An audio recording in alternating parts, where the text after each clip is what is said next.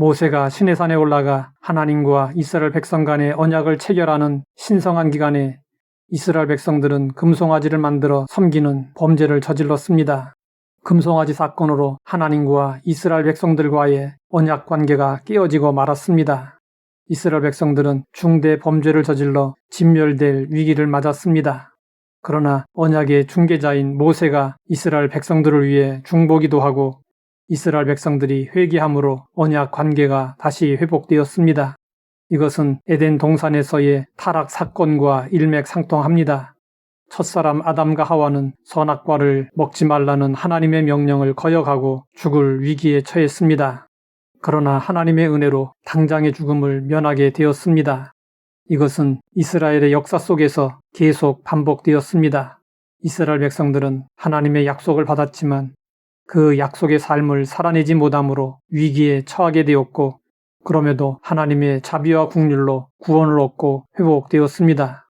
이런 일은 인간 관계 속에서는 도무지 기대할 수 없는 일입니다. 그러나 하나님과의 관계 속에서 이런 놀라운 일이 일어나는 것은 하나님이 은혜로우시고 사랑이 무한하신 분이시기 때문입니다. 하나님은 언약을 갱신하기 위하여 모세에게 돌판 둘을 깎아 만들어 오라고 명령하셨습니다. 이스라엘 백성들이 하나님과 맺은 언약의 핵심 내용이 십계명입니다.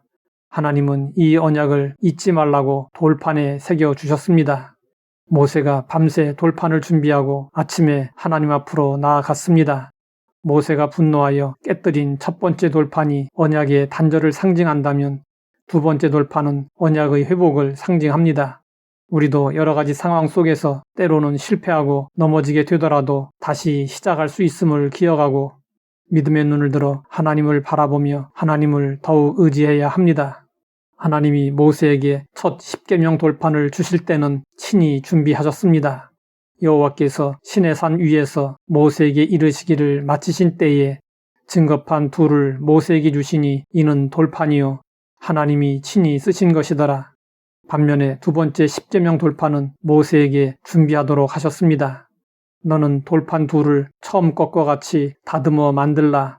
내가 깨뜨린 처음 판에 있던 말을 내가 그 판에 쓰리니 모세에게 돌판을 준비하라고 하신 것은 두 번째 십계명 돌판이 첫 번째 돌판에 비해 그 신적 권위와 위험이 감소되었음을 의미합니다.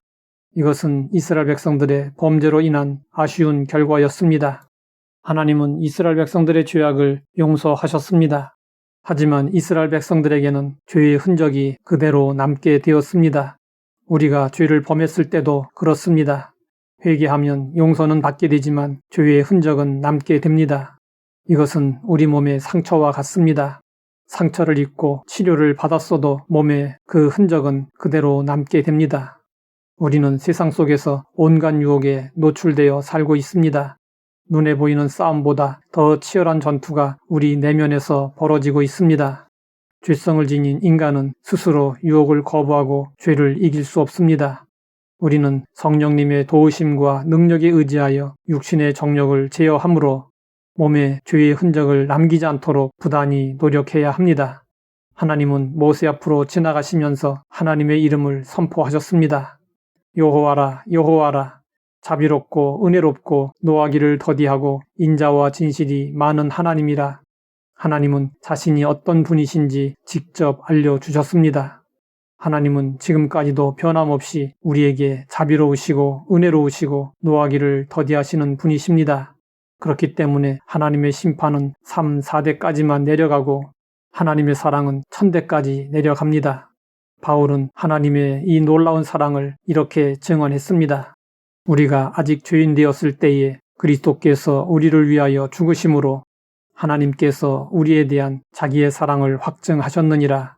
그러므로 우리는 날마다 죄악 가운데 살아갈지라도 예수님의 보혈에 의지하여 하나님께 나아갈 수 있습니다. 하나님이 자신의 이름과 성품을 계시하시자 모세는 급히 엎드려 경배했습니다. 하나님이 영광을 나타내실 때 사람이 해야 할 유일하고 합당한 일은 엎드려 경배하는 일입니다. 이것이 바로 예배입니다. 예배는 하나님의 하나님 되심을 깊이 경험하고 하나님에 대해 더 깊이 알면 알수록 바르고 합당하게 드려질 수 있습니다. 하나님 아버지, 언약 갱신의 의미를 알게 하시니 감사합니다. 하나님의 은혜에 늘 감사하며 하나님의 말씀대로 살게 하옵소서. 예수님의 이름으로 기도드립니다.